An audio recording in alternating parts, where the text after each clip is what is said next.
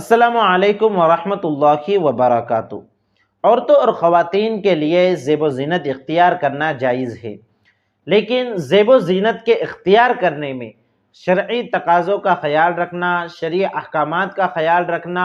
ضروری ہے، ورنہ آج کل جو بیوٹی پارلرز جگہ جگہ کھل گئے ہیں، عموماً اس میں دیکھا جاتا ہے کہ اس میں ان ساری چیزوں کا خیال نہیں رکھا جاتا، غیر شرعی امور کا ارتکاب کیا جاتا ہے، جیسے عورتوں کا بال کاٹنا یہ عورتوں کے لیے جائز نہیں ہے، تو اب اگر کسی بیوٹی پارلرز میں اگر بال کاٹے جا رہے ہیں تو یہ ایک طرح کا غیر شرعی امر کا ارتکاب ہے۔ اسی طرح بہت ساری چیزیں ہوتی ہیں، تو یاد رکھیے کہ ایسی جگہ پر جانا بھی نہیں چاہیے کہ جہاں پر اس طرح سے غیر شرعی امور کا ارتکاب کیا جاتا ہو۔ لیکن کوئی خاتون، کوئی عورت اگر شریعت کے دائرے میں رہ کر اگر زیب و زینت اختیار کرنا چاہتی ہیں تو وہ زیب و زینت اختیار کر سکتی ہے، شریعت اس سے اس کو منع نہیں کرتی، لیکن ساتھ میں نیت بھی درست اور صحیح ہونی چاہیے کہ یہ زیب و زینت اختیار کر کے باہر غیر محرموں کے سامنے جانا یا دوسری عورتوں کے سامنے اپنی بڑائی جتلانا مقصود نہ ہو، بلکہ اپنے شوہروں کو خوش کرنے کے لیے یہ زیب و زینت اختیار کرنا ہو، تب تو یہ جائز ہے۔ ورنہ اگر کوئی اس نیت سے زیب و زینت اختیار کرتی ہے کہ وہ باہر غیر محرموں کے سامنے نکلیں گے اور دوسروں کی توجہ کو وہ اپنی طرف مبذول کریں گی، اسی طرح دوسرے عورتوں کے سامنے جا کر اپنی بڑائی بیان کریں گی، تو اس کے لیے بھی زیب و زینت اختیار کرنا جائز نہیں ہوگا۔ تو عورتیں اور خواتین خصوصاً اس بات کو یاد رکھیں کہ زیب و زینت اختیار کرنا یہ اپنے شوہروں کے لیے جائز ہے، دوسرے مردوں کو، غیر محرموں کو خوش کرنے کے لیے یا دوسری عورتوں کے سامنے اترانے کے لیے یا اپنی بڑائی جتلانے کے لیے زیب و زینت اختیار کرنا جائز نہیں ہے۔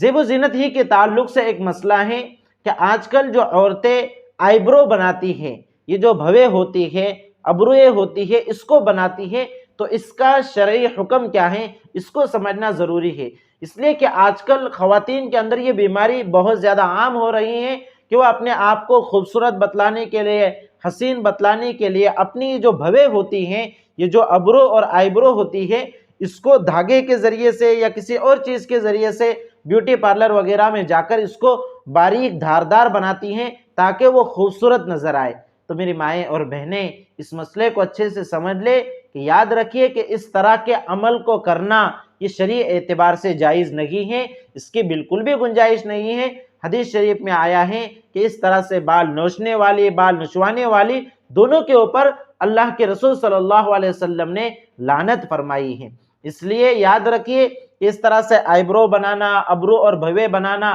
اسی طرح پلکوں کا بھی یہی حکم ہے کہ پلکوں کو بلا وجہ صرف خوبصورت دیکھنے کے لیے کاٹنا یہ بھی جائز نہیں ہے۔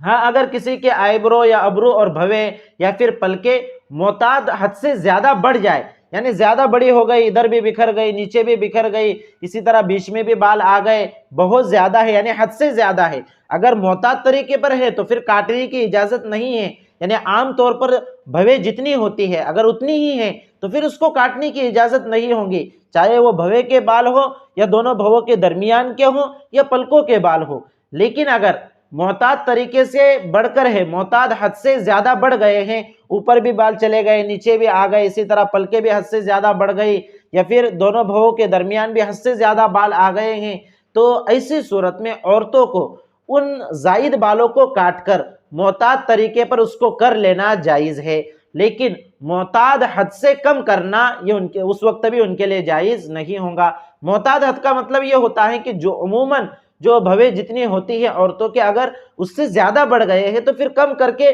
وہ معتاد حد کے برابر کر سکتے ہیں، لیکن اتنے بھی کم نہ کرے کہ عموماً جو بھویں اور جو ابرو ہوتی ہے اس سے بھی کم ہو جائے۔ تو آپ اس مسئلے کو اچھے سے سمجھ لیں، خصوصاً مائیں اور بہنیں اس مسئلے کو سمجھ لیں اور ہرگز اپنے ابرو کو ہاتھ نہ لگائے۔ ہاں، اگر معتاد حد سے بڑھ گئے ہیں تو شریعت میں اس کی گنجائش ہے کہ آپ اس کو